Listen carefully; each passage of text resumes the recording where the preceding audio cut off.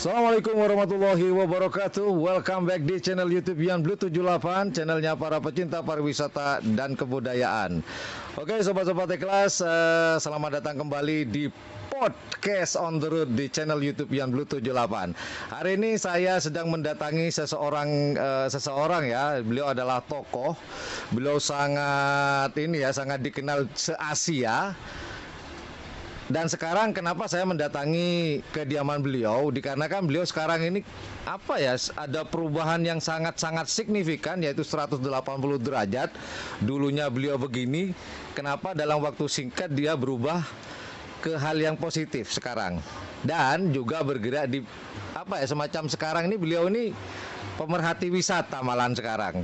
Memang sih kalau lihat kita perhatikan di sekitar beliau ini banyak sekali potensi wisata yang harus dikelola supaya bisa menjadi ada nilai ekonomisnya lah.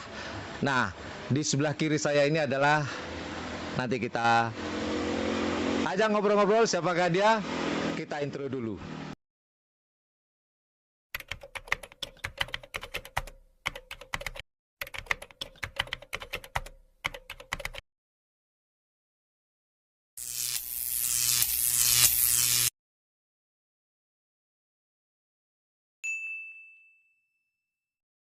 Kita langsung podcast saja. Siapakah beliau? Beliau adalah Soleh Abdi Jaya. Siapa yang tidak kenal dengan beliau yang satu ini? Assalamualaikum, Mbah. Waalaikumsalam, Mbak. Oke. Abah, saya panggil Abah Abdi apa Abah Soleh nih? Sembarang aja. Jangan sembarang dong, Mbak. Jangan sembarang. Tapi biasanya dikenal dengan Abah Soleh ya? Saya belum haji kok. Oh, belum. Jadi saya panggil Bapak aja deh. Iya. Ya, moga-moga tadi panggilan saya bisa membawa Abah ke sana nanti. Amin. Panggilan Abah tadi. Amin. Saya panggil Bapak atau Mas nih, Pak? Boleh, Mas boleh, Bapak boleh. Nggak enak sih saya panggil Bapak aja. Oke, saya panggil Bapak Soleh, Bapak Abdi atau gimana nih? Bapak? Ya, Soleh aja. Oke, Bapak Soleh. Gimana nih kabarnya? Bapak Soleh? Alhamdulillah, baik, Pak. Oke. Kok nggak enak ya panggil Bapak ya? Biasanya kita... Ya, abang aja. Abang aja ya, oke, Abang. Nah, ini Abang Soleh kan sudah dikenal di dunia sabung ayam sampai se-Asia. Ini ceritanya gimana sih, Abang Soleh? Bisa diceritakan ke teman-teman ini sejarahnya nih. Walaupun ini masa lalu sebenarnya ya, Bang Soleh ya. Sebenarnya semua pengalaman yang saya alami itu secara kebetulan. Alami ya? Iya, tidak ngalir gitu aja ya? Ngalir, tidak cita-cita atau saya ingin jadi tukang sabung, ingin menjadi ini tidak. Secara kebetulan itu bagian dari usaha saya ingin lebih baik. Karena latar belakang saya sebelum itu saya terjerumus ke dunia malam. Terjun di dunia malam sebenarnya? Ya, bukan terjun, terjerumus. Oh, terjerumus. Ya. Terperosok nih ceritanya. Ya, kan menurut saya tidak ada manusia manapun yang punya keinginan melakukan hal-hal yang sifatnya tidak baik. Benar. Memang manusia itu fitrahnya adalah suci sebenarnya. Dan Allah menciptakan manusia ini tanpa masalah. Betul. Dalam keadaan bersih, yang menjadi masalah itu akibat tingkah laku kita. Benar. Jadi waktu itu saya terjerumus karena terpengaruh dengan pergaulan dengan teman-teman. Lingkungan ya, Pak ya. Akhirnya ya itulah, saya terjerumus selama beberapa tahun ke dunia malam. Dan untuk keluar dari dunia malam itu butuh perjuangan yang sangat luar biasa. Iya benar. Karena sudah menjadi sebuah kebiasaan ya. Sudah kebiasaan dan ini ya sudah boleh dikatakan sudah kebiasaan. Betul, kalau dikatakan Bang Soleh tadi mau keluar tuh memang agak sulit. Masuknya mudah tapi untuk keluar gitu. Bisa keluarnya tuh gimana, Bang Soleh? Nah, dengan tekad dan niat yang kuat, yaitu saya sudah sampaikan sama keluarga saya, sama istri saya waktu itu ya masih dalam posisi pacaran ya. Oh, berarti masih bujang nih ceritanya ya dulu ya. Waktu terjerumus itu. Sudah bujang yang kesekian kalinya. Oh, bujang sekian kalinya. Oke. Lanjut, Bang Saleh. Karena istri saya menginginkan saya berubah, dan sebenarnya saya sendiri juga jenuh. Udah bosan ya dengan kehidupan seperti itu. Ibaratnya kalau kita mengejar sesuatu yang nggak ada habis-habisnya. Dan sebelum itu saya mendapatkan pencerahan dari guru saya, bahwa guru saya berpesan ada 2 hal yang tidak boleh dicari dan tidak boleh dikejar oleh manusia. Ketika itu dicari dan dikejar, maka akan berakhir dengan kebinasaan. Ada 2 hal yang tidak boleh dicari. Ya, 1 hal yang tidak boleh cari dan 1 hal lagi tidak boleh dikejar. Apa itu Bang Soleh? Mungkin bisa. Yang pertama, jangan pernah mencari kesempurnaan. Itu pesan guru. Jangan pernah mencari kesempurnaan. Oke. Karena tidak akan pernah ada kata sempurna sebenarnya. Jadi waktu itu saya punya keinginan untuk meninggalkan istri saya. Dan ingin mencari istri dari anak-anak pesantren dari pondok dan minta mau dipilihkan oleh kiai saya, oleh guru saya. Tapi alhamdulillah keinginan saya itu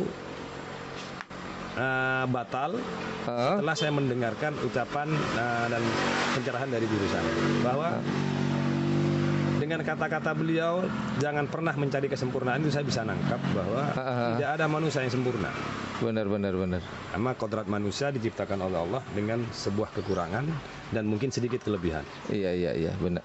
Kalau ada kekurangan pasti ada kelebihan di situ. Intinya tidak ada manusia yang sempurna. Iya, benar. Karena memang kodratnya seperti itu. Tidak ada manusia yang sempurna, dan di situ saya artikan bahwa manusia ini ditakdirkan dengan sebuah kelebihan dan kekurangannya. Jadi kalau kita menyadari dengan kodrat kita, karena kita memiliki kekurangan meskipun punya kelebihan, maka tidak boleh bersikap sombong. Benar. Karena kita masih butuh dengan orang lain untuk menutupi kekurangan kita dengan kelebihan orang lain. Iya, karena manusia kan memang makhluk sosial. Iya. Harus saling membutuhkan, ya, betul. Satu sama lain. Tanpa kita berkolaborasi dengan menutupi kekurangan kita dan memberikan kelebihan kita terhadap orang lain, kita tidak akan mencapai sebuah kesempurnaan. Benar. Nah, ini tujuan Yang Maha Kuasa menciptakan manusia dengan kekurangannya dan kelebihannya, supaya tidak sombong, mau bekerja sama. Nah, di situ saya menyimpulkan, kalau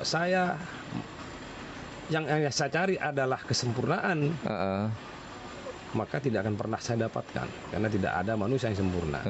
Benar. Dari situlah saya berpikir, saya harus bisa menerima kelebihan pasangan saya, ya, dan juga menerima kekurangannya, menutupi dengan kelebihan saya. Saling menutupi dan saling mensupport ya. Gitu. Dari situlah saya nggak keluar omongan.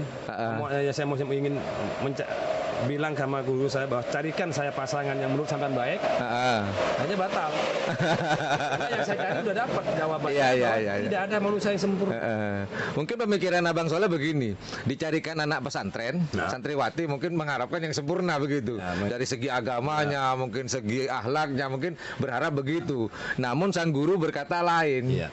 Ada 2 hal yang jangan dikejar, nggak akan selesai. Tidak akan pernah dapat. Kalau yang kedua, Bang Soleh? Kalau yang kedua, jangan pernah mengejar kepuasan, karena akan berakhir dengan kebinasaan. Siapapun yang mengejar kesempurnaan atau kepuasan akan berakhir dengan kebinasaan. Ya, karena kalau sudah merasa puas, maaf ya, seperti kita belajar lah. Ya. Kalau kita sudah puas dengan belajar, berarti nggak belajar lagi dong. Menurut saya bukan seperti itu. Nah, menurut Bang Soleh gimana nih? Manusia itu punya sifat yang tidak pernah puas. Memang begitu sih, ya kan? Selalu kurang. Melupakan dengan yang sang penciptanya yang sudah memberikan segalanya dengan tidak bersyukur. Nah, disitulah manusia itu akan binasa. Oh iya, benar masuk akal, benar. Dan ketika kita mengejar kepuasan, sama halnya dengan meminum, waktu kita haus dahaga, sama halnya dengan meminum air laut. Air laut, benar. Semakin kita minum semakin haus. Akhirnya mati. Berarti ini mungkin boleh dikatakan apa yang disampaikan oleh guru spiritual atau guru ngaji Abang Soleh ini sudah dialami oleh Bang Soleh sendiri sebenarnya. Ya. Cerita tersebut. Memang benar teman-teman, segala sesuatunya itu bisa berbagi itu ketika kita bisa mengalami sendiri gitu Bang ya. Jadi kita bisa kita berbagi. Jangan kamu sampai seperti ini. Dan harapan saya dengan berbagi pengalaman saya ini sebetulnya bukan pengalaman baik, tapi ini kegagalan hidup menurut saya. Dengan maksud dan tujuan ingin berbagi pengalaman supaya orang lain tidak mengalami kegagalan seperti yang saya alami. Kegagalan yang sama ya Bang Soleh ya. Oke. Nah ini Bang Soleh, kok bisa keluar dari dunia malam? Ini ceritanya gimana? Dengan tekad tersebut tuh, wah saya harus keluar nih. Kalau nggak keluar saya tar lagi binasa, hancur saya nih. Memang di dalam perjalanan hidup saya yang saya minta sama Maha Kuasa, ya Allah, yang saya minta jangan hentikan langkah-langkah saya karena keadaan. Karena pesan dari orang tua saya, pesan beliau begini, kamu anak saya cowok satu-satunya, waktu itu saya masih sendiri, masih belum punya saudara cowok. Ketika kamu besar nanti, lakukan yang menurut kamu baik dan jangan sampai nanggung. Lakukan sampai mencapai puncaknya. Dan jangan mau berhenti karena dihentikan orang lain ataupun keadaan. Berarti intinya harus Bang Soleh sendiri yang bisa menghentikan nih ceritanya. Ya. Kata orang Madura, cek sampai ambu panas mun bisa ambu inau. Itu filosofinya orang Madura ya. Ketika kita melakukan sesuatu, berhentilah di saat kita mencapai puncaknya, jangan berhenti karena saat jatuh. Kalau kita berhenti karena jatuh, itu artinya berhenti karena keadaan. Salah satu contoh begini, seperti halnya di dunia malam ini, kalau saya terusin, akhirnya saya akan berhenti karena keadaan. Bisa berhenti karena saya sakit, sudah nggak berdaya, ataupun harta saya habis. Bisa juga berhenti karena kesadaran saya. Kalau berhenti karena kesadaran, makanya kata orang Madura, berhenti ambu neng nau. Karena kesadaran ini ya. Jadi waktu itu setiap saya keadaan mabuk, dan lain-lain, dunia malam itu saya teringat sama Yang Maha Kuasa dan saya memohon, ya Allah jangan hentikan saya karena keadaan, hentikanlah saya karena kesadaran. Hanya dengan penuh kesadaran saya ingin berhenti karena juga saya jenuh, semua sudah saya lalui. Rasa penasaran sudah tidak ada di dunia malam itu, saya ingin berhenti. Ingin hidup tenang. Ternyata tenangnya ini yang mahal. Benar. Nah, setelah itu saya pulang ke Madura dengan istri saya. Maaf saya potong. Berarti yang Abang Soleh ceritakan ini bukan ketika Abang Soleh tinggal di Madura berarti? Saya waktu itu tinggal di Sidoarjo. Yang mainan saya tiap malam waktu di Sidoarjo ya tempat hiburan. Dangding itu Bang Soleh ya. Dangding gitu ya. Akhirnya memutuskan untuk pulang ke Madura. Dan saya bilang sama istri saya harus menjauh dari kota Surabaya dan saya harus tetap di Madura. Kalau ingin saya berubah, mengisolasi diri lah ceritanya. Caranya sebenarnya ada solusi. Saya bilang ada hewan kesenangan saya.